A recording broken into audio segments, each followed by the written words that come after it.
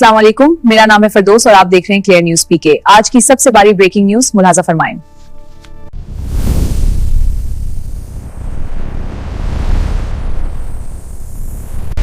यहाँ Iran, Israel, Bharat, China और America के बीच मजमूई ताज़ातरीन सूरत-ए-हाल पेश खिदमत है। मशरिकी वस्ती में जंग तेजी से जारी है। अमेरिका और इसराइल ने ईरान पर फजाई और मिसाइल हमले शुरू किए हुए हैं, जिसका नाम अमेरिकी स्ट्राइक को ऑपरेशन एपिक फ्यूरी और इजरायली ऑपरेशन को लायंस रॉ राइजिंग लायन कहा जा रहा है। एक ताजा खबर साथ साथ मिलाते चलें।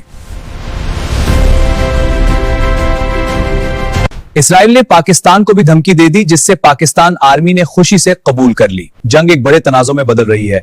ईरान के खिलाफ हमलों में हजारों हदफ निशाना बनाए गए हैं और ईरान ने भी जवाबी मिसाइल और ड्रोन हमले किए हैं।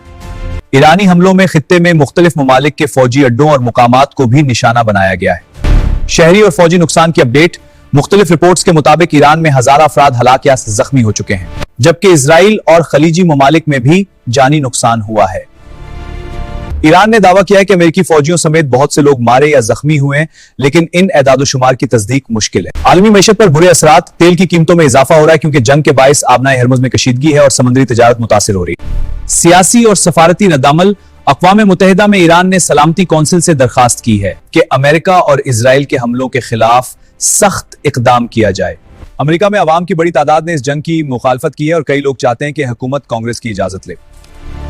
इलाकाई फैलाव का खतरा। तज्जियाकारों का कहना है कि यह लड़ाई सिर्फ एक मुल्क तक महदूद नहीं रह सकती। अगर बरवक्त मुज़ाकरात नहीं हुए तो यही जंग बड़ी हो सकती है। ताजा रिपोर्ट्स के मुताबिक ईरान में तकरीबन 787 से 1045 अफराद मारे जा चुके हैं, जिसमें आम लोग और फौजी दोनों शामिल हैं। मुख्तलिफ जराए मुख्तलिफ आदाद दे रहे हैं। इसराइल में भी लोग मरे हैं। बताया जाता है इसराइल में मरने वाले लोगों की तादाद बहुत कम है, तकरीबन 10 से 12 अफराद। अमेरिका के फौजी एहलकारों में भी मौतें हुई हैं। 6 से 8 अमेरिकी फौजी मारे गए हैं। दूसरे ममालिक जैसे मुत्तहिदा अरब इमारात, बहरीन वगैरह में भी जंग से जुड़े वाकयात में लोग मारे गए हैं। ये सब रिपोर्टें मौजूदा जंग की मालूमात पर मबनी हैं और हालात बदल सकते हैं क्योंकि जंग अभी भी जारी है। भारत ने किसकी हिमायत की?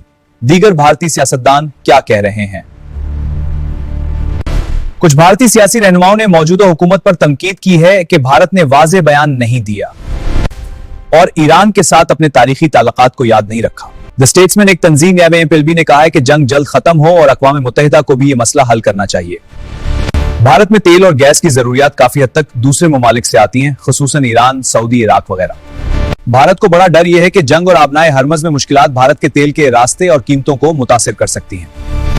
अब खेलों और बदलते मौसम के हालात पे एक नजर डालते हैं।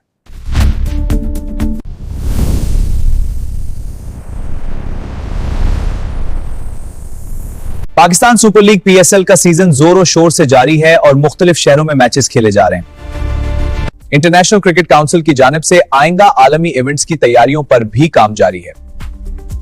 अब पाकिस्तान में स्कूल और डिस्ट्रिक्ट लेवल के टूर्नामेंट्स भी जारी हैं। अब बदलते मौसम की अपडेट। आज और आने वाले चंद दिनों में मौसम ज्यादातर गर्म और खुश्क रहेगा, कहीं बारिश का इम्कान कम है। दिन में दर्जा हरारत गर्म में तकरीबन 30-33 से 35 हो सकता है और रात को दर्जा हरारत थोड़ा सर्द ठंडा होगा। शुक्रिया कि आपने क्लियर न्यूज पीके देखा। हमारे साथ जुड़े रहिए और सब्सक्राइब करना भूलें। लाइक और शेयर भी करें ताकि आपको मिलती रहे सबसे ताजी खबरें।